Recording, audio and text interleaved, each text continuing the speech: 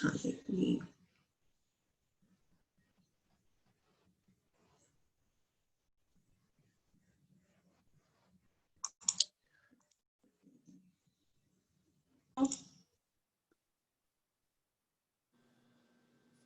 And I'm going to go ahead and put us into my little my little group. And as soon as that goes into Zoom, I'm going to go a word of prayer. Okay. Because I start everything else in a word of prayer.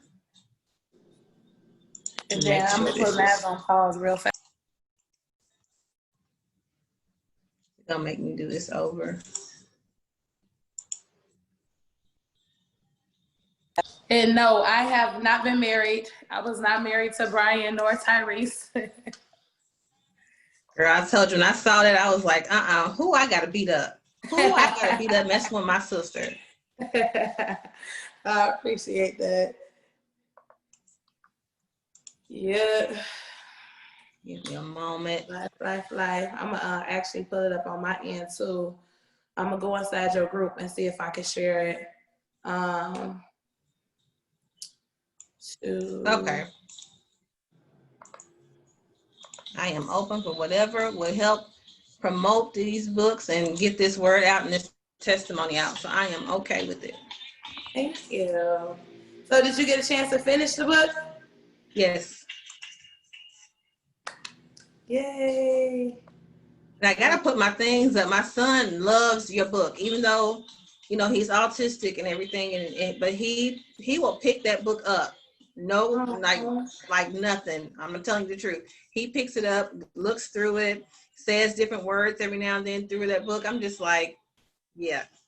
Aww. And I think the biggest reason why I wanted to connect with you were your titles of your book, because the purpose, like all this year and last year, God has been putting on my heart purposeful things. You don't do anything without a purpose. And that's why I end up naming my nonprofit Purposely Playing Life. Like, this is going to be the name of the purpose. That's going to be the name of it. I love that. But I love it. Just like God does everything in season and in purpose. Give me another moment. I'm having technical issues. I apologize. No, you are perfectly fine. And I love your logo for your business. It is so pretty. Thank you. You're welcome. So I think, let me see, once you add it, let me see if your group will allow me to share it. Yep. Oh, so I can share this post too. So I'm sure I'll be able to share the video once the video uploads.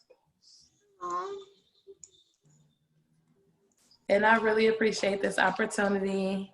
I appreciate you doing this with me like that.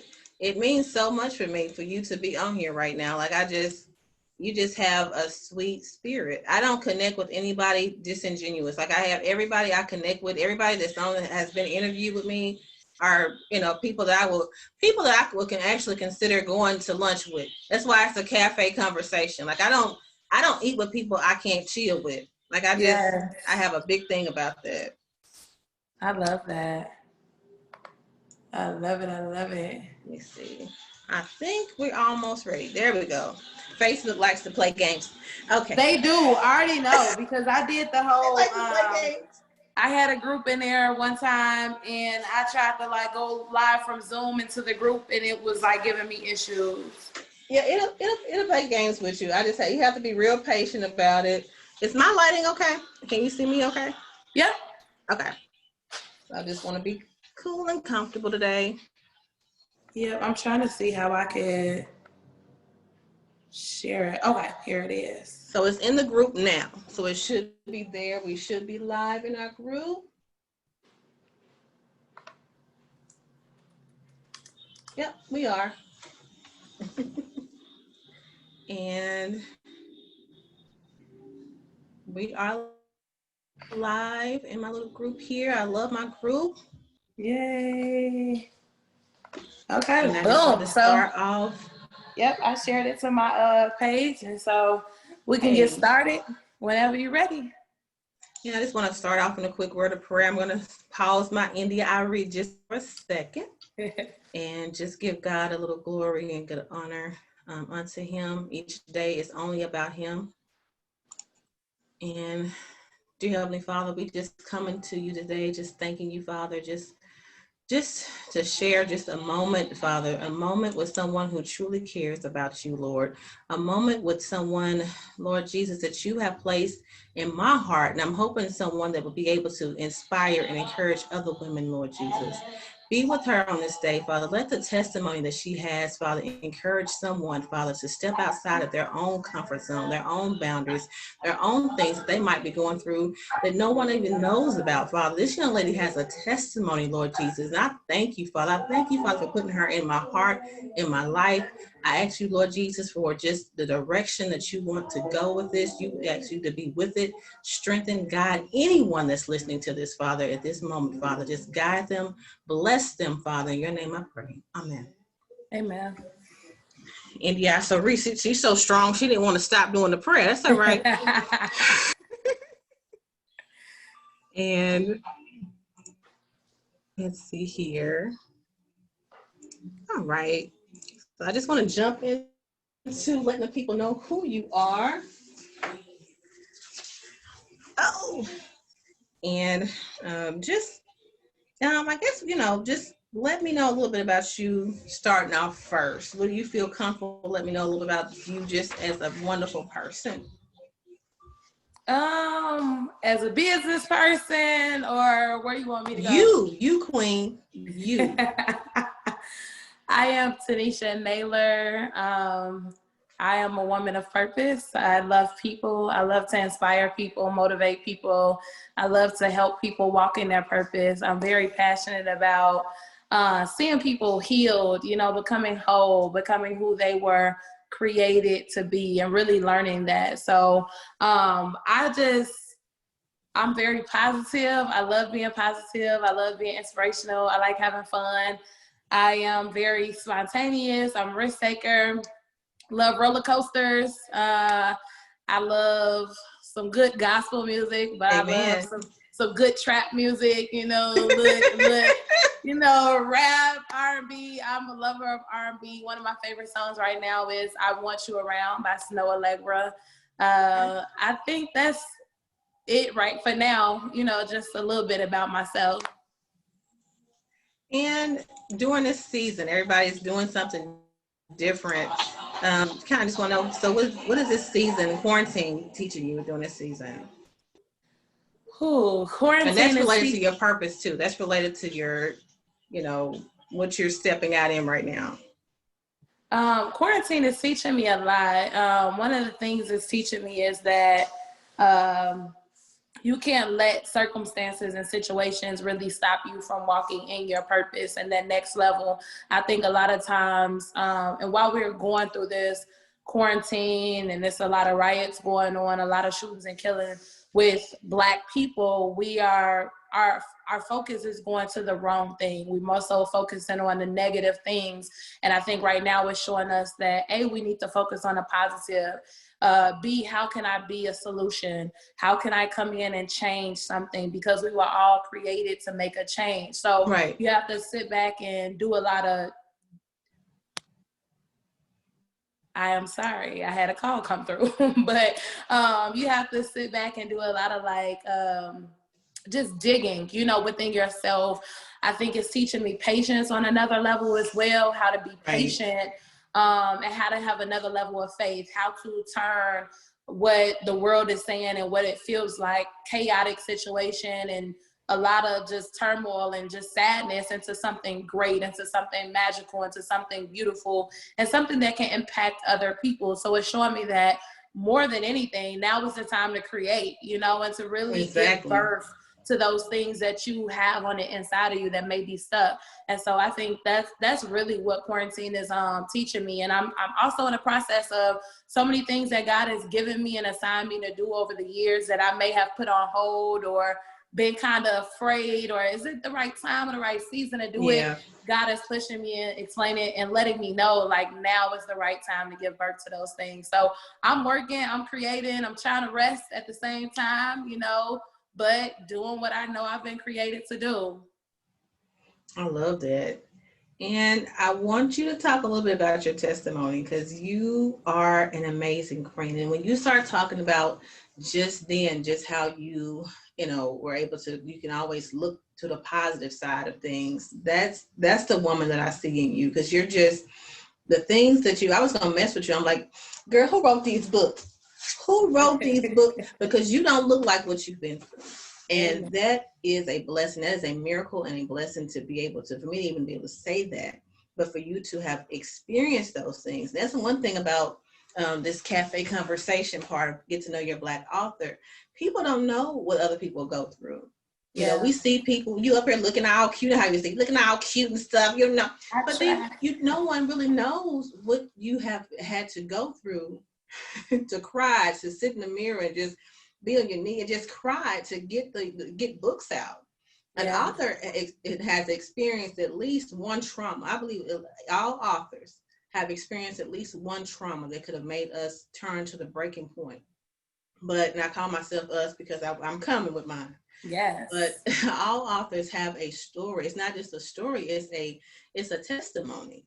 But your testimony, it just spoke to me in such a real way because I always talk about, I'm blessed to have a son, and to have experienced the grieving process with him after his birth. But yours started a little bit prior to that. And the journey that you've gone through to get there is amazing. But I'm spoiling things. I'm sorry. I get excited when I start talking about you, girl. I want you to tell just a little bit about what you're comfortable with your testimony. Okay. Do you have any particular questions before I go like real deep? You go however you want to go. So, okay, a lot of times, even with the book Pregnant with a Purpose, which is my very first book that I wrote, the subtitle was called Scars Christ Allowed to Rescue Someone. And people think the book is just only about me having my daughter, giving birth to her and losing her. And really the main reason of the book is to teach everybody that we're all spiritually pregnant with a purpose. It's not physical. Like I was pregnant with a purpose physically. So the title has a double fold meaning, but through that time, and the reason why I gave it the subtitle Scars Christ Allowed to Rescue Someone, I learned that through my scars, through my obstacles, through the hardest time in my life, God allowed for me to go through that, and he allowed for me to learn what my purpose was in a new way, because the reality of it is that we're all walking in our purpose from the time even before we're put here, before we're formed in our mother's womb. We come into life knowing what our purpose is. We're breathing. We come into this world living in our purpose, but a lot of times we don't have conversations about purpose is not being had. You're not being groomed as a child, and people are talking about purpose. So when I got to that point in my life and I was really seeking God, like, okay, I went to college, I got this degree, I love what I do, I help people, but I know I'm called for greater. You've told me that I'm supposed to reach more people, I'm supposed to go more places. And I knew I had a testimony as a young child, but working in the mental health field and working with DCFS families and children that are victims of all types of trauma, I'm like, I thought I had a testimony, I thought I had a story, but it's nowhere near my clients, And so God got me in a position where he told me I would go through something before I wrote my first book, and I didn't know what that something would be. And I just knew I had a testimony to share. I knew all my life I had wisdom beyond my years, beyond my understanding, and I knew I had things to give to people. That's what I did all my life. Everywhere I went, I shared knowledge, I shared wisdom, I shared love, I shared joy, I shared peace. And so I got to this place where I'm seeking God for a deeper level of purpose, for understanding what is my purpose. And he took my daughter Royalty, he took her, put her inside of me, and little did I know that she was going to allow for me to give birth to, my purpose in a new way, and then put me in a position to help other people learn what their purpose was. And although I went through, and a lot of people don't know fully, I kind of came out on social media when I was going through my pregnancy, that excitement, like, oh my God, I'm pregnant, but I'm nervous. Like, y'all pray for me because I'm sick. I'm having morning sickness. And then it went real fast in the situation. The conversation switched from I'm excited give me some advice on what to do for morning sickness to Exactly. please send up prayers for me and my child. You know, the doctors are telling me I should abort my child, you know, to the devil is a liar. To, you know, then the story just started to change, and I didn't know exactly what I was bringing myself into. And any woman that knows, when you get that confirmation that, oh, you're pregnant, you're about to have a baby, like, that's one of the most beautiful things in your life. And so now I go from experiencing this and having this seed on the inside of me to now I have to learn how to pray for my seed in a new way. I have to learn how to pray for myself in a new way. I have to learn how to dig deep into God for understanding on life in a new way. Like, what does this mean? Where are you taking me? How does this connect to my life and where it is that I'm going? And I just wanted peace more than anything. I wanted understanding and I wanted wisdom. So that was like one of my prayers that I prayed daily throughout my process of pregnancy. God told me, don't kill your child, you know, have faith and walk through this process. I got you. And in my mind, realistically, I imagine my baby being born, you know, what the doctor said she would not be born alive. And I imagine grooming her and taking care of her for 18 plus years of her life, you know? And so that wasn't my reality once I went into labor and I actually gave birth to my daughter. And so I went from, you know, the doctors telling me she wouldn't live past 12 weeks in my stomach to me, like you said, on my knees, crying in prayer daily, reading scriptures daily, studying about healing, watching any video that I can about healing, about deliverance, about God, you know, trying to understand God and really trying to get a deeper relationship with him outside of church, outside of the Bible, like asking him questions like, show me who you are, the fullness of you. Show me the God who is the healer of all things. Show me this, the God of miracles. Show me, you know, I'm asking him to show me what we read about in the Bible is what I've learned in church all my life, but I need to see it hands-on. And another part of my testimony was, you know, when I was in college, I was diagnosed with fibromyalgia and lupus. At first was lupus, and then I got diagnosed with fibromyalgia. And I eventually saw God to be a healer in my life. So he healed me from both of those things. And those things are supposed to be uncurable diseases. You know, they're autoimmune disease that they'll say you'll forever live with. Right. And so when God healed me, I knew, okay, if you heal me, you can heal my child. I didn't see you do it before. I done heard stories. I done read stories. So if you did it for me, do it for my child. So that was my mindset as I went through my pregnancy, and I loved on my daughter. And even while I was loving on my daughter, I was loving on others and I was helping others. And most people didn't know what I was going through. You know, even if they saw what I said on social media, can I get a prayer, or can I get this and can I get that? It was still always me coming with inspiration, me coming with a prayer, or me coming with scripture or something to kind of motivate people through what it was that they were going through. And I had no idea what God was setting me up for. I would have never known months later I would become an author of my first book, you know, fire my boss 10 months after releasing my first book. I would have never known those things would be my reality afterwards. But what I learned is that I was connected to the source. You know, I was connected to who I needed to be connected to.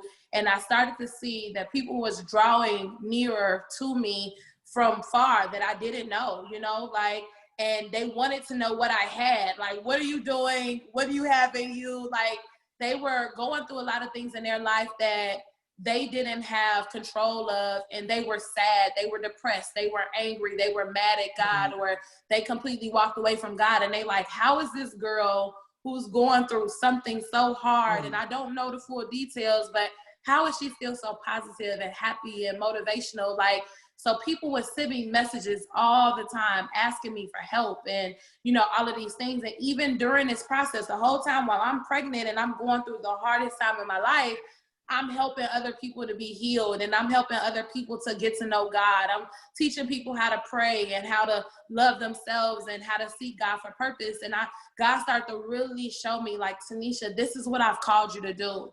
This is what you've been destined to do. Like, I created you to do this. You've been doing this all of your life. You know, I'm about to put you in a different position. And the whole time I'm thinking I'm just going to be walking around with this miracle child, like, see, you see what God did. And even though that is still the reality, because the miracle is in the books, you know, now I have 5 books out, you know, and it all was birthed from my miracle child, you know, and the doctor said she wouldn't be born alive, you know, fast forwarding through the process. And she was born alive. She cried. I got to spend 2 hours with her before she passed away. I did end up having an emergency C-section. I went into labor about 8.5 months pregnant, and I had the full process of having contractions and, you know, getting to that point and then having to be rushed into having a C-section. So, all of that within itself, I didn't even talk about in the book, like my deep testimony, like the full details, shall I say, and even what happened after I gave birth. Like, my child's father came to the hospital. He flew, you know, to where I was, and he was very rude, very disrespectful the entire time he was at the hospital. Just doing all types of ignorant stuff. Like, that's the whole book within itself. Yes. And honestly, I couldn't even believe it. When I read that part, sis, when I read that part right there alone, I told you I wanted to really beat up Brian and Tyrese, but that's just me. But I mean, that part of your book, that could be a spin-off story. That could be a whole Tyler Perry play. It can be. So serious.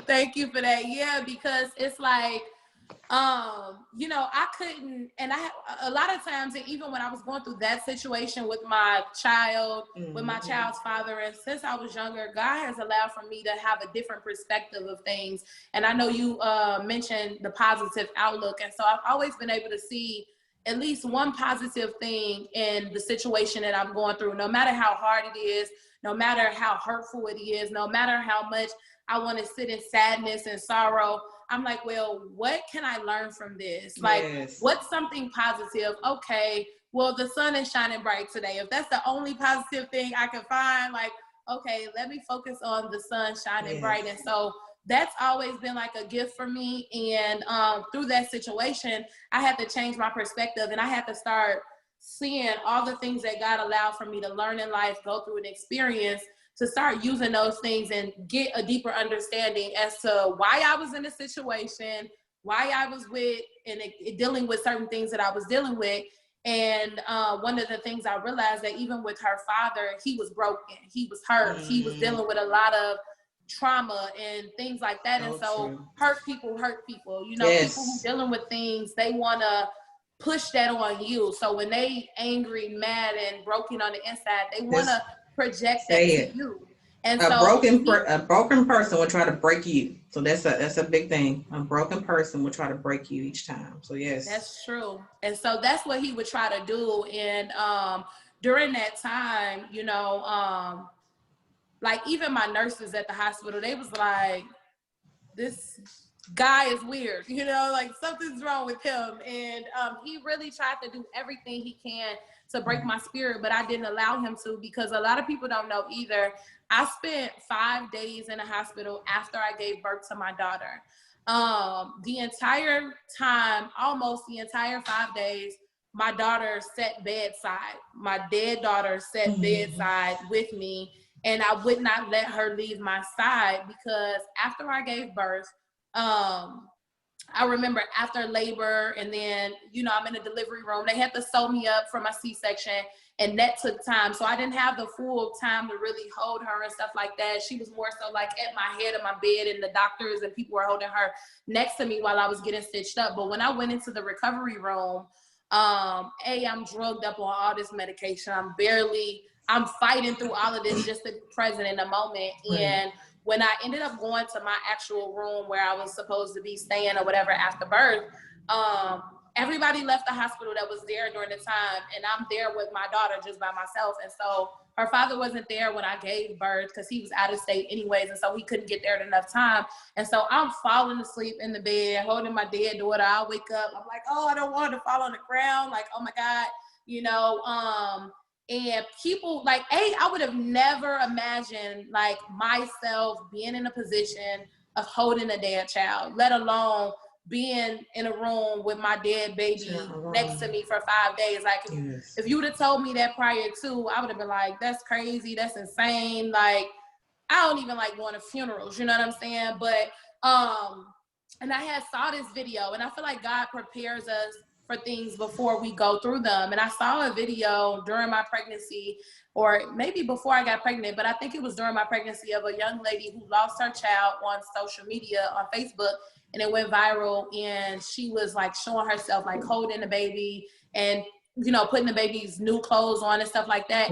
And my heart broke for her. And I was just like, man, I can't imagine going through that. Like, how does it even feel to hold a dead baby? And then here I am months later, and that's my story, that's my situation. But what happened was, I called my nurse when I'm falling asleep, like, okay, I need to go to sleep. This medication is not allowing for me to stay up, but I don't have anybody here to hold my baby. Her father is coming in the morning. I want him to be able to experience this moment with his daughter, you know, but I don't want her to be purple, blue, or whatever. Like, how can I, you know, do this? And so she basically told me like, oh, we'll put her downstairs in the cooling bed or whatever the case may be, and she'll stay fine. She'll stay her same color. You know, you call us, it's one call away. You call us, we'll bring the baby back upstairs. I'm asking her questions like, you sure? Like, if I call you, like, that's it? And she was like, yeah, we could bring the baby right up. So the next day, I had a friend, she came and visited me the next morning. So before her daughter arrived in town, her dad, I was like, hey, call the nurse, can you bring my baby upstairs? To make an extremely long story short, and I need a shirt with that phrase on it, because I'm always like, to make a long story short, but to make an extremely long story short, they did not bring my baby with that one phone call. It took probably 1 million phone calls.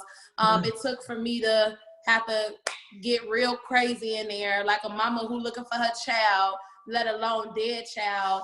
And I just didn't understand, you know, like it was always, oh, well, we're about to bring her, or okay, hour, 2 hours going by, where my baby at? Like, okay, what's going on? Still to this day, nobody could explain what was going on. They just kept saying, everybody kept making excuses, and I had to call the higher up, and I had to call this higher up and call this person and speak to this person. And I had a C-section, and they told me that I ended up having high blood pressure. Like, after giving birth, I ended up having preeclampsia. So I'm on high blood pressure medications, and I got a cut in my stomach. But I'm about ready 2 seconds to get up and beat somebody up, mama, because right. I'm like, where's my baby at? Right. And so that alone was a lot for me to deal with emotionally, you know, already having to deal with my child just died. And I had never had a moment to really, in all of that, sit back and really see all that I was going through and how strong I was. I was just going through it, like, you know, just naturally it was just coming out. And so later in the day, they finally brought my child after so many meetings and phone calls or whatever. And they were trying to figure out what they could do to make sure that I was comfortable. And then they were like, actually, you were supposed to be given a cooling bed, and she was supposed to be in your room until you were ready to, you know, the funeral home or whomever come and get your baby. Okay. And so that's what they ended up doing. So for 5 days, she was sitting in the hospital in the cooling bed, and I didn't let nobody touch her, don't come get her, none of that, you know. And I think even for her dad, that was hard for her dad and a couple of people who would come visit me. Like, they didn't understand my mindset behind it. Like, they didn't understand how strong I was. God just put this level of strength in me since I was a kid that it's honestly unexplainable, you know. And so he groomed me, because he knew I was going to have to deal with this situation, but I wasn't broken. I wasn't crying. I wasn't like, oh my God. It never happened. You know what I'm saying? So it's like, you know, fast forward, when I did leave the hospital and I had to figure out like what I was going to do. Am I going to get my baby buried? Am I going to get her cremated? Like, what exactly I was going to do. I did not let her leave my side until I physically came to see the funeral home people come pick her up. And then I went home after that. So that's why I was in the hospital for so long. It took 5 days for everything to go through. And then like weeks later, within that process of me recovering, God said, I need you to write a book. And that's kind of how that happened. Girl, you are a miracle walking. You delivered a miracle, and you are a miracle. Thank and you. I don't know what else I could even say out of that. I mean, you just, it's the level of testimony in that. And the fact that you know, because anybody else could have gone through that, like I said, that would have destroyed somebody else. But the fact that you know what mental health is, you know what it looks like, you are connected with God, you do have those tie-ins. And if you did not have those tie-ins, that, I was just talking with one of my favorite ministers, Minister Yasmin, and we're talking about one of the things that she preached on the other day is loose connections. If you're not connected to the higher power and the higher source, then you're going to lose some energy. You're not going to be able to move. You're not going to be able to process.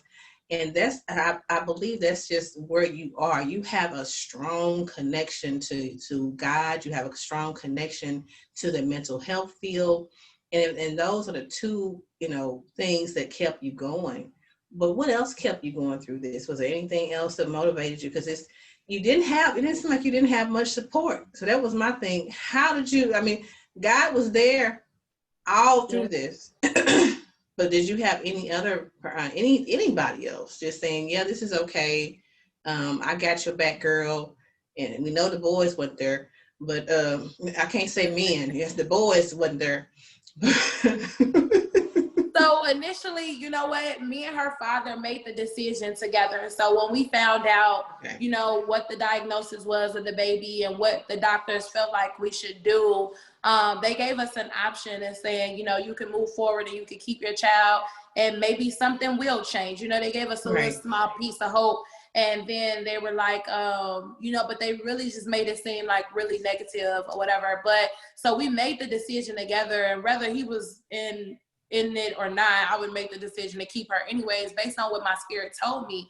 But through that process, I have a best friend and her family, and like they're like my sister, my mother, my brother, I call them all family. And so they were very supportive through me throughout the process, and they had started to see me grow over the years. And so they knew where I was at spiritually, like, okay, T saying this baby gonna live, she keeping this baby, so we rolling with her. And then I also had to kind of, the phrase they say, teach people how to treat you. Yes. We all evolve, we all change in life. And so I had to start training them on how to get in agreement with me. Like, okay, it's not if she lives or if I'm gonna keep her, whatever the case may be. We are praying and we're believing and we're standing in agreement that this is what's gonna happen. And honestly, if you wasn't on that, then I had to remove you out of my life, because I didn't need nobody else saying the opposite. I didn't need any negative energy or nothing like that. And so I had a very small support system during the time, but it was really everything that I needed. So I'm very thankful for them, and just different people that God would send along my journey during the time that would just have a message or some type of something inspirational to say. That was really what I had going through that process. But at least it was good to have somebody. I've heard people actually talk about stories similar, nothing as powerful as yours, but to have no one, just to have no one, Yeah. And then some of them don't have a connection with God. So that's really just heartbreaking when you hear people who have gone through a testimony like that and have no source and are just lonely and lost. So that was like my biggest reason for having you on. I'm just like, I have to have this woman on so she can at least touch on this high note. And it is a high note, even though it's a tragic event. It's not even a tragic event, because God pointed you in that direction. He gave you that wisdom. He gave you that feeling, and it wasn't a punishment for you. Yeah. This is not a punishment. I was looking at a scripture. One that reminded me of this situation was David. Even though his situation was, God said he was maybe punishing him, but the fact that David had that sense of knowing, okay, whatever comes from my wife, whatever comes from this moment, I'm going to be satisfied with it. He cried during the moment of what was going on. And as soon as that baby was not, came out and it wasn't, he went straight back to doing it. And everybody asked him, like, how you gonna sit there and just go ahead and go through your whole life like it's nothing going on? They was like, God already told me. He said, if, whatever he decided to do was going to be what he decided to do. And he had that mentality, that mindset kept him from losing his mind. That mindset, God mindset, the godly mindset kept him from losing his mind. And I Yeah. feel like that's one of your connections. Like it's funny how God will keep you on a journey. He even if other people look around, that girl is crazy. Something got to be. No, that girl is Yeah. connected. That girl is not Yeah. connected. She is connected. And Yeah. that girl, I'm just, like I said, I'm excited. I We just need that on a shirt. That girl is not crazy. She is connected.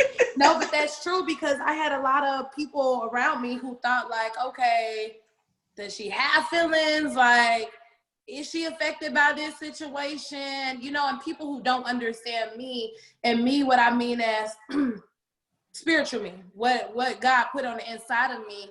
And I've always been, like I said, extremely strong, like to the point where it's sometimes like kind of crazy to me because people get hurt, you know, and are very emotional from things. And I'm more so like, oh, okay, let me keep it moving. Or what can I learn from this? Or let me bounce back. Or how can I level up? You know, like what's next? And so when I went through that situation, I did let outside people make me think something was wrong with me. I'm like, God, why am I not crying? Why am I not like breaking down or like depressed because of this situation? And he would talk to me about that, you know, and show me like, this is one of your gifts, you know. You have this strength that everybody doesn't have, but it's a gift. So don't look at it like something's wrong because you're not easily broken like everybody else. But he also showed me that that gift is going to be something that I can share with the world, you know, so that other people can receive or learn that as well. Exactly. Yeah. Exactly. But girl, I don't, look, I can talk to you all day. I don't, because this is a cafe conversation. I had to stop my music for a minute. I'm like, oh, wait a minute. I don't want nothing to hinder our conversation. But I do have a few other questions for you as well. Let me see here. I think we may have answered a few of them, but I definitely wanted you to talk just a little bit on, give me a second.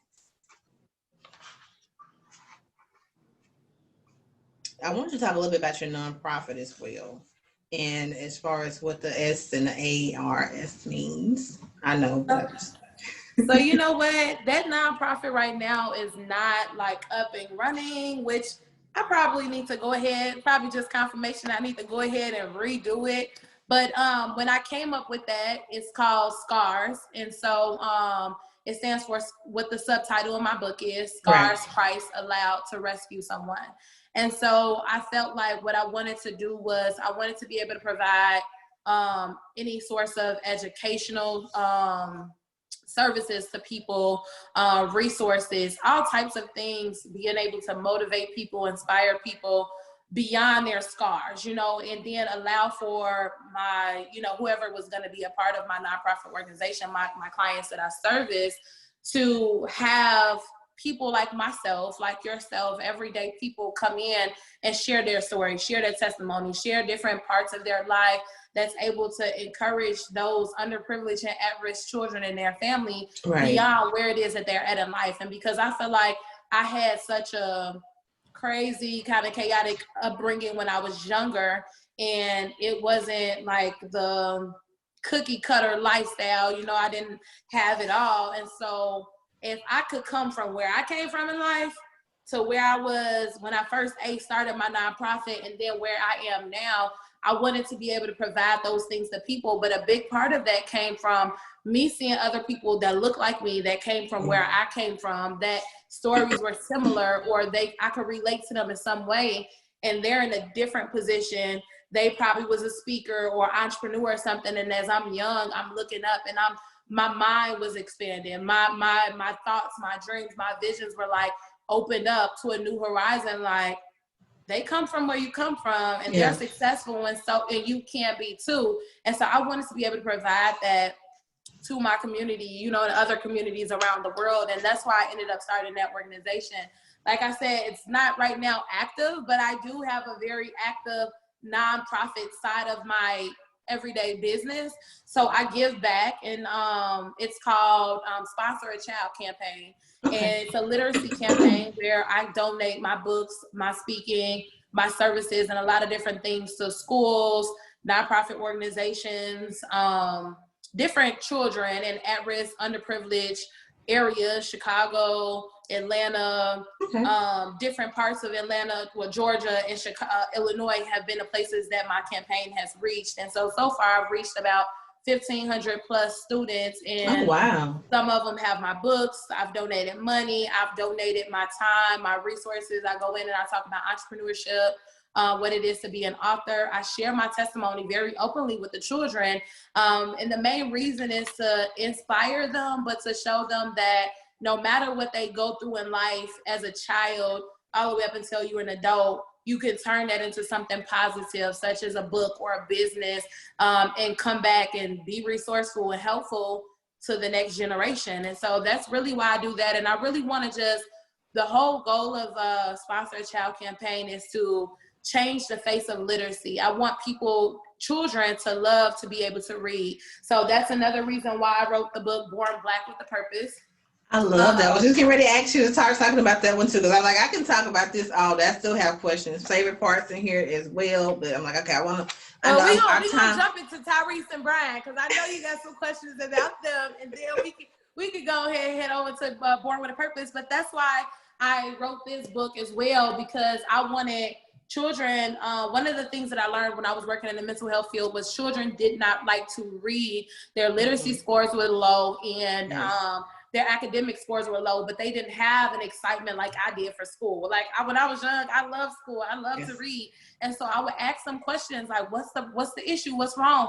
And they don't see characters like themselves in books. They don't see, they don't read books that are interesting, that are exciting, that they feel like that they can learn something from. So I wanted to be that change. I wanted to make a change. You know, they always say if it's a problem, and what entrepreneurship is really creating a solution to a problem. And so I wanted to create the solution to the problems that existed. So I'm like, well, how can I change this? And that's what I did. And then I started the campaign along with it. And I'm like, well, I could donate my books. I can go in and speak to these kids. I can, really go in and be a force. But I wanted to do something as well where I'm also encouraging them to succeed in life, to have big dreams, to have big goals. And then I also wanted to increase their confidence. A lot of kids don't have high self-esteem, and that's why they become bullies, or they get bullied and they get hurt, and then depression comes, and then suicide comes.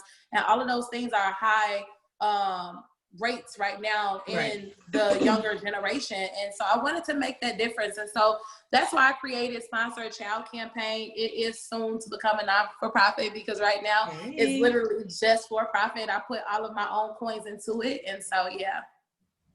Can you tell people how to reach you as far as that? We can probably drop those links as well, so people can reach you as far as the sponsorship and how to donate back, and how they can assist with that too. So I definitely want you to let people know how they can reach that, so they can put their coins towards a good donation too.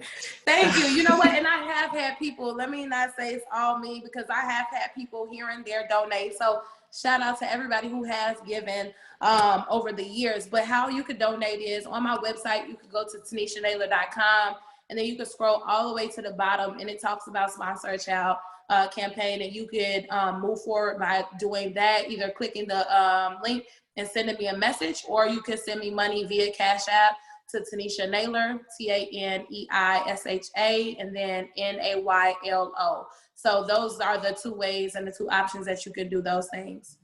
And that's the same site they can go on to purchase your books as well, right? Yep, TaneishaNaylor.com. So I got to go and get my other coloring book, because I'm like, Daniel needs a coloring book now. And I'm just like, because he loves that book. And I'm so excited about just the artwork and different things of that book as well. So I'm just like, this is really, really nice. Thank you. I appreciate that.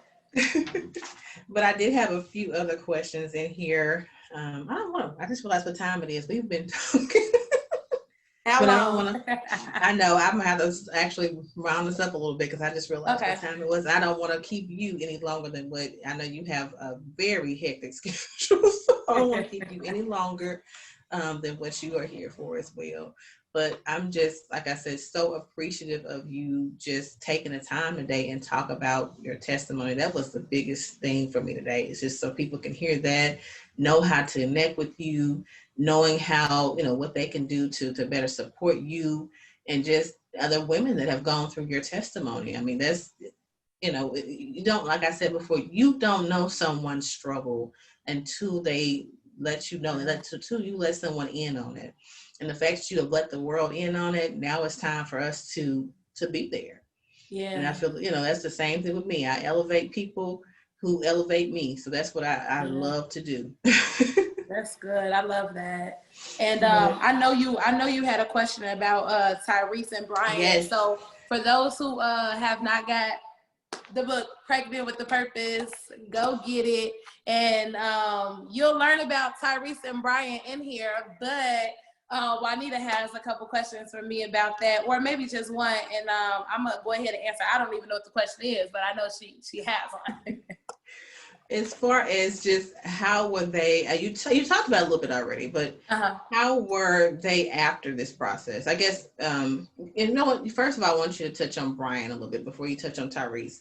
Tell them just a little bit to the comfort level, because I don't want to spoil anything either. I don't want people to say, well, she done told us. No, you still got to get the book, because the book is powerful. You still need to read the book. But I want people to know this a little bit, because there's so many women who struggle with, as you said in there before, wanting to please a man, wanting to be there until something happens. And that's that one thing that'll happen that'll change your whole perspective of all men.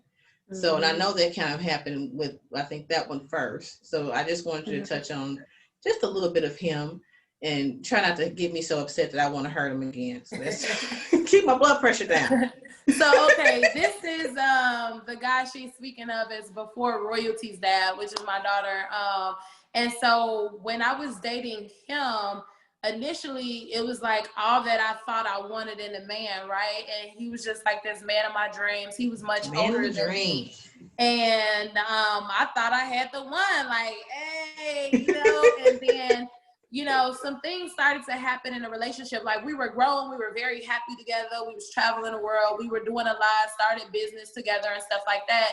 And then y'all got to get the book to find out. I really want to tell them, but basically a girl ended up pregnant. I'm gonna just say that. And with that being said, we ended up going from being super happy, and even when we found out that we were pregnant and being super happy, it just changed all of a sudden. Like, he'd be angry, he'd be mad. He started to become verbally and mentally abusive.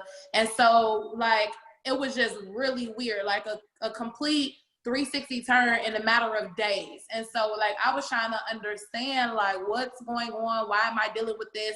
A man of God, a man that I was going to church with every week. We had church about 2-3 times a week together.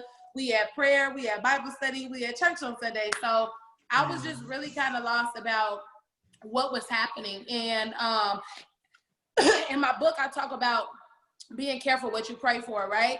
And so during this time, I remembered, like, before me and him started to date, and even actually a moment while we were dating, because I was building my relationship with God. And I remember seeing, like, videos and hearing testimonies of people like, oh, I prayed for this child and this child came. I prayed to God for a son. I prayed to God for twins, and this came. And I'm like, again, I'm testing God. So I'm still new in my relationship with him, where I'm like trying to build a relationship outside of church. So I'm like, oh God, one day I think I just said it without really thinking about it. I'm like, send me a son, send me a kid, and I'm gonna raise the kid underneath you. I'm gonna make sure that child knows he's a king, he's your child, and I'm gonna raise him up in purpose.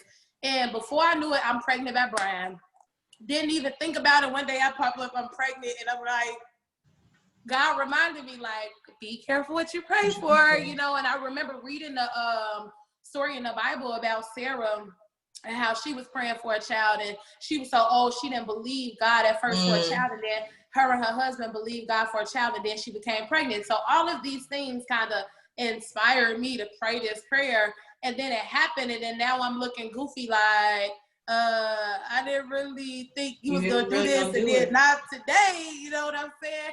Because my mindset when I was younger was, oh, I thought I had to get married, have a baby, all this stuff. So I was like, God, I'm doing it wrong. Like, I felt like I was doing him a disservice, but then I was confused because I'm like, you answered my prayer. But all in all, Brian started acting up and started to be very just crazy. And so I'm trying to figure out, like, how am I gonna figure this situation out? All I could reflect back on was my upbringing and how my mom was a single mom and how she raised us. And you know, I love my mom, I respect my mom, but my mom was bitter. You know, when she was raising us, there were some things that she was dealing with, and she didn't know how to love 6 kids, you know, completely, Right. because she was struggling with so much, and the fact that the kids' fathers were not around. You know, all of us have the same dad, but so I seen my mom raise us as a single mother before my stepdad came around, and even when he was around, and I just didn't want to be a bitter mom. So I'm like, okay, now that this man is telling me, y'all got to read the book. I don't know how deep you want me to go, but it's like, You know what? I don't want you to go too deep, because I don't want anybody to say, well, she told us about no, but since I still want people to get this book, because like I said, this is one that, girl, towards the end, I was just crying. I was like, okay, but it's so positive. Just the thought process of it, just, yeah. thank Girl. you. So yeah, I learned so much though from the Brian situation, and one of the things I learned was when you're not receiving what you need to receive, when you know something is not the way it needs to be, you have to leave, and you have to leave soon. And one of the things that I also didn't want to deal with was I never wanted to deal with an abusive man. I was counseling women and mothers and children in abusive relationships, families. I was literally going into homes where I had to go in and provide domestic violence counseling. And so I'm like, I knew the signs of it. I had to counsel women out of these situations. And I'm like, no, I'm never going to get there. And if it starts, once it gets physical, it already started mental and emotional. So when I started to see these signs, I'm like, well, God, how can I leave, and how can I leave fast? I didn't really feel like I had a place to go, because at the time I moved in with him. I left my place. I left everything I had, and I moved in with him. Now we're living together. And then now he's giving me all these ultimatums. And so I didn't really. Just want to make sure he was the one that tried to actually tell you to leave. Like, he didn't want you to stay. Oh, yeah. He got to that point, and he told me, well, honey, you got to go. If you ain't trying to do what I want you to do, you got to go. And so that's why I said, I reflected back to, well, I don't want my kids to be raised without a father, or that's never been my idea of life. You know, I never wanted that. I didn't want a broken home. I didn't want to be over here and you over there, or, you know, so I was like, I tried to prevent this. I thought I was doing it right. I got the man of God. I'm in church with him. We praying together. We fasting together. Like, what did I do wrong? And so, yeah, he gave me that ultimatum, and eventually, like, I ended up making a decision to leave. But the in between, y'all got to read the book to really find out what happened in between before I actually made the decision to leave. Yeah. But during that process, I really told God, I made a promise to God, and I talk about this in my book, be careful what you promise God, because I also told God that, you know, I would never, ever abort my child. I would never kill my baby. So when I went through the process of being pregnant with royalty, people didn't understand, like, well, why would she keep that baby if the doctors gave her an option of killing the baby and trying again? Well, you don't know my relationship, and you don't know my life. And so I made that commitment to God that I'll never get an abortion. And so I had to make sure that I went through with that. Like, no matter how hard this season is going to be, no matter how hard this pregnancy is going to be, no matter what the outcome is I'm going to trust you. I'm going to have faith, and I'm going to believe you for what I don't see. And ultimately, that's what God gave me. He gave me everything really that I prayed for in my daughter. I asked for her to be born alive. She was born alive. I asked to spend time with her. I asked to love on her. And I said, whatever you want to do with her life, do it. You know, I'm no longer going to tell you what I want you to do, but I want you to do whatever you want to do. And I thought about this the other day, and I sat back and I reflected, and I said, wow, my daughter's life and her purpose was so powerful that it's still living today. My daughter is dead, and she's been physically dead for 4 years, but spiritually, which is what's so powerful in us all, her purpose is still living on. Her spirit is still living on. She done wrote 5 books, and she ain't even here. You know what I'm saying? She's selling all these books, and she ain't even here. And so when I sit back and reflect on myself and the reason why I wrote this book and why God sent my daughter, and I think about just how powerful we are. We all have a seed of purpose on the inside of us. A young lady reached out to me yesterday and said, do you have any books about purpose, or do you know anybody that does? And I'm like, right here. And so it's talking about the seed that we all have on the inside of us. It takes for us to go through those hard things in life, for us to give birth, for us to feel like we got to give birth. I probably would have never gave birth to my book. I probably would have never gave birth to my businesses and everything, the nonprofits and all of the things that I've done after that, had it not been for that very painful situation that I had to go through. And so that's why I wrote the book, because purpose is all about birthing, giving birth to it, pushing it out into the world. And people don't understand that they're pregnant with a purpose. Give birth to it. Don't let your scars from the situation or your obstacles break you. Let it push you, let it push you more into purpose and into your new level of purpose. And so that's why I wrote the book and why I do everything that I do. I love it. I mean, I love how you said it, the spiritual being and everything is spiritually related, and how even the baby's birth is a part of the spirit that kept everything connected. Like that to me it's powerful. That's all I can say. It's powerful. Thank you. And just the testimony is powerful. What you've gone through is powerful. And I don't know. I've never been at a loss of words. Normally, I'm just like, yeah, you have put me at a loss of words. That's a whole new concept for me, being at a loss of words. But my heart is just, honey, all I can say is my heart just feels what you've gone through. And I'm just amazed by it. So I know other people are going to be more than just amazed. They're going to be inspired to walk in their purpose. I think that's one of my biggest things. So that's my shirt, Purpose with Plan. You can't do nothing without having a purposely planned life. So that's if you don't have a purpose, and I think that's that's why we're so connected. That's why you're my sister, because if you don't have a purpose in life, you're walking into a dark room and you're sitting down all day. Yeah. And that's what it looks like to me. That's what purposely feel life is something that is it's getting your mind enlightened, it's empowering you, it's moving you forward. But if you have no purpose, you're sitting down, you're in a dark room, you're moving, you're not moving. So I mean that's just and the life that you gave birth to, that was a life. No one can ever take that from you. So that's all I can say right there. Yes, and I appreciate it. I appreciate you. I appreciate the power of social media, because I would have never known that God would put me in this position that I'm in this, day and age. And when I started to really walk in my purpose and really understand and study and get mentored and get coached, I started to know where it was that I was going, where it was that I wanted to go, who I wanted to reach, who I was called to reach, And so God showed me that social media will get me there and allow for me to reach people that I never would have known. Like he told me, fresh out of college, when I was seeking him about purpose, that I was called to travel the world and impact lives. And I'm like, how am I going to do that? And he's like, you're going to reach people all around the world through your story. Right. And I'm like, how am I going to do that? And then it kind of just happened. And so I try to break purpose down to people as like, God gives you breadcrumbs along the way, and if you're hungry, you're going to eat them. You're going to pick them up and you're going to ask questions and you're going to ask for more food. And so you have to have that deep desire. And I thank God for social media, because without social media, I would have never met you.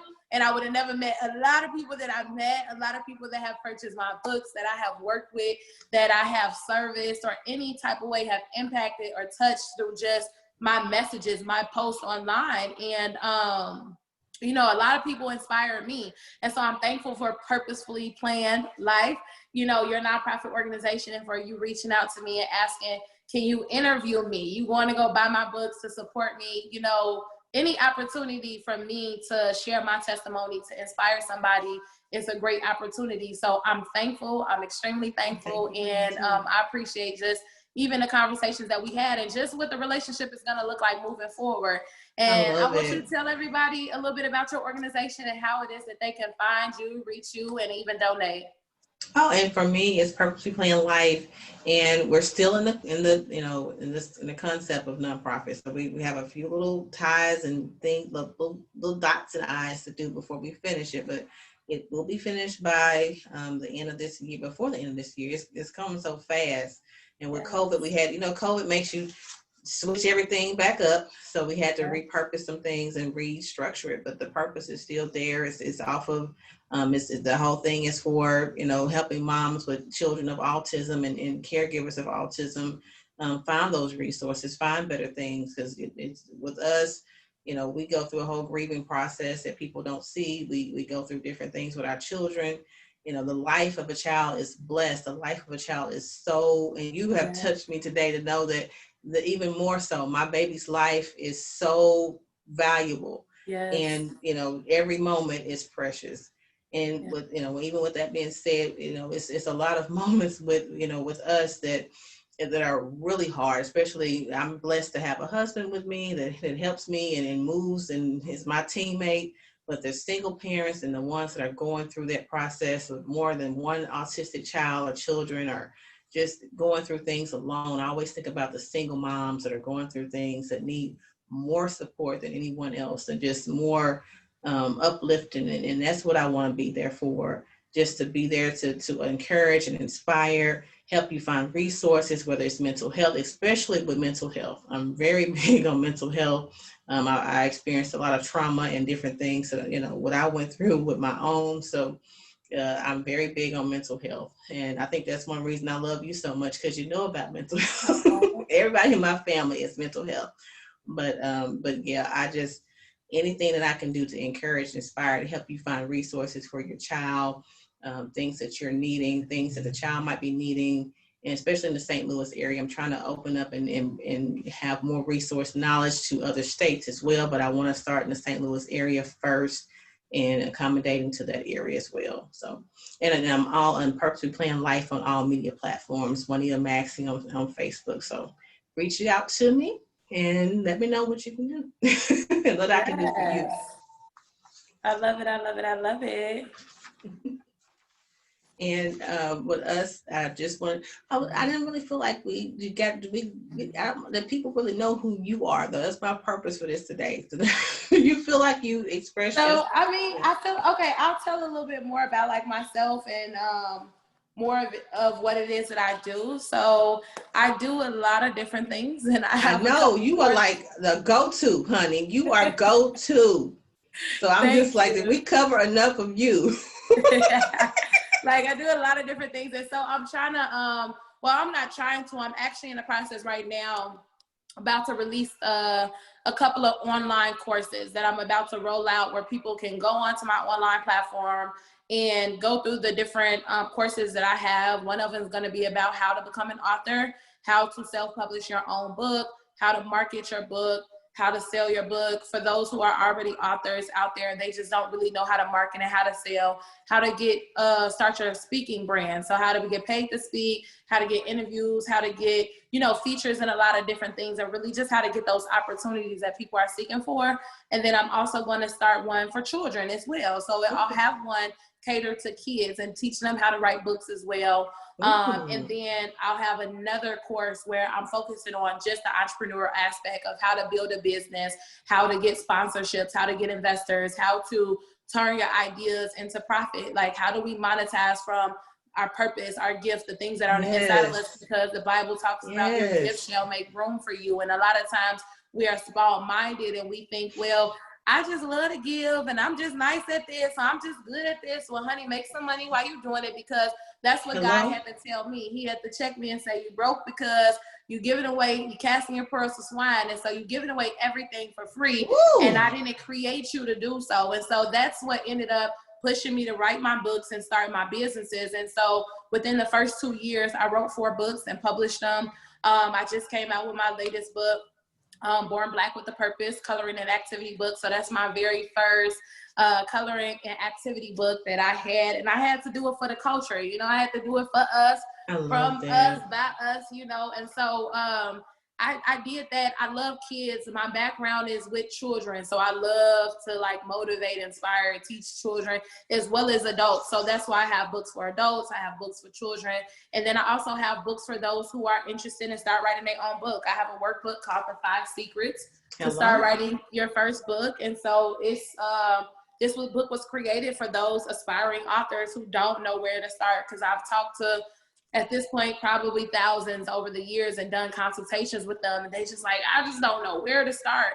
And full time, you know, I am an author and I am an entrepreneur. I fired my boss 10 months after I wrote Pregnant with a Purpose, Scars Christ Allowed to Rescue Someone. And I began life coaching and then my writing and coaching, publishing coaching program. So I have a 90-day program where I teach people from start to finish how to write their books, publish, launch their books. I also have a publishing company. So if you don't need my help writing the book, if you've already written the book or whatever case may be, you want to save a couple coins, you don't need my help walking through the process of writing from start to finish, you could just come through me and I'll write the book. I'll publish the book for you through my company. And I'm a full-time motivational speaker, transformational speaker, consultant. I do a lot of things. One of the things I'm gonna launch soon is confidence coaching, a confidence coaching program, so that I can help other women, other men, and people really just increase their confidence, increase their faith, and really learn how it is that can lead them to access their abundance in life. And so those are the things that I'm doing, that I'm preparing to do, and that I love to do. Oh, sis, I'm just amazed by you. Like you are the go-to queen. So that means even me, I think I'm gonna have to. You're gonna get some of my coins. That's all I know. You're gonna get some. I already know. But I'm already ordering another book for Daniel, and I'm doing a few other things for a few other students as well. So I'm definitely going to get you in connection with a few other people, because I know people who can already use your services. And I'm hoping people, even on my Purpose We Plan, to reach out to you as well. So, you are that go-to. I did want you to do one thing before we leave, though. I like all authors to at least just to do just a small portion of your favorite book, and let me know why. All right. That's hard. You tell me. No. I told you I'm impromptu. Let me see. One of my favorites, honestly, is The Faith Stretched Without Limits.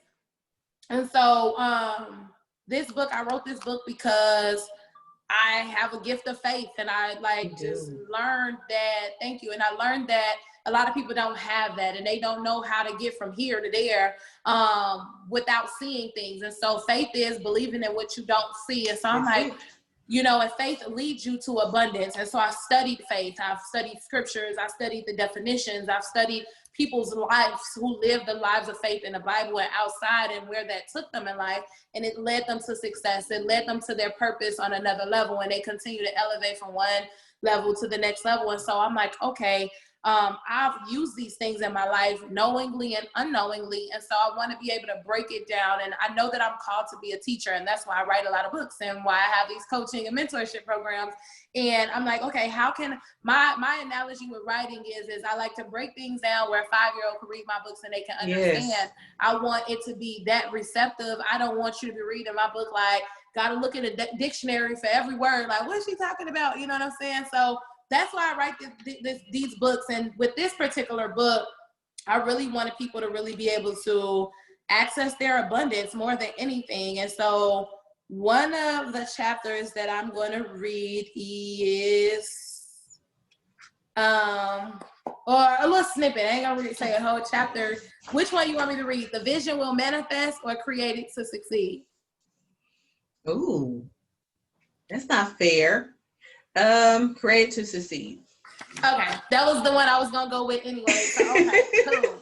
Okay, so I started off with Proverbs 16:3. It says, "Commit your actions to the Lord, and your plans will succeed." So I'm gonna say this, and then I'm gonna give a little side note. When I read this scripture, and I read every different version of this scripture, because scriptures have a bunch of different versions, New Living Translation, NIV translation or whatever. But when I read all of them, it blew my mind, and it changed my perspective, and it increased my faith. I'm gonna read it again. It say, "Commit your actions to the Lord, and your plans will succeed." Mm-hmm. So somebody reading that, if you're not touched by that, if you're not affected by that, if your perspective isn't changed immediately, something wrong. However, it changed me. And so I'm like, oh my God, I had to share this with all my clients, friends, family, everybody I know. And when I was writing this book, I had to start this particular chapter off, which is called Created to Succeed, explaining that. And it says, "Do you know that you cannot fail with God? God knew you before you were formed in your mother's womb. Yes. He thought of you. He created you. He put together all of the details of your life. He knitted and wove every piece of you together, everything, including your experiences, your DNA, skin color, features, gifts, abilities, purpose, yes. where you would live, the family you would be born into. Even the very hairs on your head are all numbered. They are all a part of God's sole purpose of your success. He knew all that you would do and every mistake you would make. This still did not stop him from dying for you and giving you a purpose. You will be able to live in your true purpose once you come to believe and receive that you were created to succeed in whatever you choose to do. And the light that will shine on the road ahead of you. So that's from Job 22:28. That's a scripture. Yes. And I said, and God said it, not I, you know. And so I kind of leave it there, and y'all can finish. You can go grab the book, Faith Such Without Limits, and, you know, go finish reading it. But I had to learn that in life, like, God did not create us to, you know, not succeed, to live in, you know, just turmoil and Yes. chaos and sadness and depression and lack. Really, that's the main Yes. thing. It's a chapter in here called Breaking the Poverty Mindset. And I feel like a lot of times, because we groomed into this, we're born into poverty most of the time, or even if it's not poverty, it's a poverty mindset. And so nobody's teaching you faith or how to prosper and how to think on another level and how to walk in your purpose and let that lead you to prospering and stuff like that. And so I'm like, okay, instead of us thinking that we were created to be punished, because I feel like that's a lot of times what I've learned is God is a punisher. God is going to punish you. God is going to punish you. God ain't thinking about waking up every day to punish you. Like, he created you before he formed you and put you in your mama's womb to succeed. And it's just as simple as that. And so I wanted people to be able to understand that. And if they ain't take nothing else from my book, I wanted them to know that. And I love that, sis. I mean, just, and you are so right. People, and not just people, me. I used to believe, I said, God is always waiting to punish me. I'm a little sorority girl. I'm like, I'm always getting into stuff. I don't understand why I can't never, because I wasn't walking in my purpose. I was trying to be something and pretend to be something that I was not. And it's funny, when you get aligned with your purpose, that's another word, alignment, getting yourself in alignment with your purpose and God's will, things will start to look better in your life. You wonder, well, why can this man we can't never just get together, and this is not working out, because you're not working in your purpose. You're trying to work in his purpose. You're doing things for somebody else, and that's why things are never working out for you, because you're not being authentic to your true self. But that's my book. I love it. But I did want to let people know, as far as just how personable you are. This is Daniel's book. And I read this to him almost every night now. I don't even have to read it to him. He goes and finds it because he loves this little man. I think he thinks he looks like him. But and for a child on the spectrum, when they find something that they like and they can connect with, that's huge. Because he goes to this book every night. He has a few others that he goes to as well, but he goes to this one. He looks through it. He turns the pages, and I love reading your. I love this. I love when the author actually puts their true feelings for something, because sometimes you get the cards and you tell people just, okay, that's something you gave somebody else. This was intentional. It was something you specifically wrote. You sat down, you thought about it, and in mine too. And I think about that, and I just appreciate that. And I know other people who purchase these books will appreciate just having something personal, and that kind of thing. If somebody's in the wrong mental mindset, this can go back and you can read it and say, somebody cared about me. Somebody cared about me. Somebody cared. And it's for a child as well. Somebody cared about me. So I just want to let people know that as well, especially for me, but especially even for a child, when they can see that, when you can read that to them, somebody cares about me. So I just wanted to kind of wrap up on that note, because we have. Oh, thank you so much. I appreciate you on so many levels. Thank you. You sis.